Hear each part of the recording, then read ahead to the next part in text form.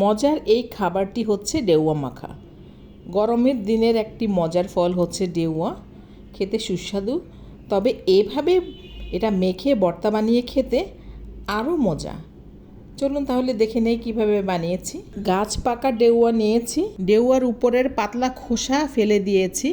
তবে এই খোসা না ফেললেও চলে, এটাও খাওয়া যায়। এর ভেতরের যে শক্ত অংশটা সেটা ফেলে দিয়েছি, আর বাইরের ডেউয়াগুলো নিয়ে নিয়েছি। এবার এগুলোকে একটুখানি নরম করে নিতে হবে।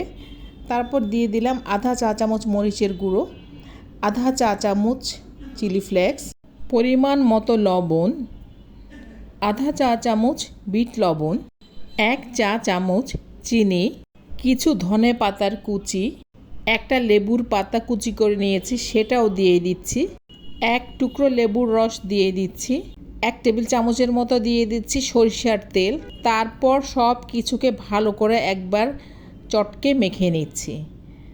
তৈরি হয়ে গিয়েছে সুস্বাদু মজাদার ডেউয়ার মাখা বা ডেউয়ার ভর্তা। একবার বানিয়ে খেয়ে দেখবেন এভাবে, এটা খুবই মজার।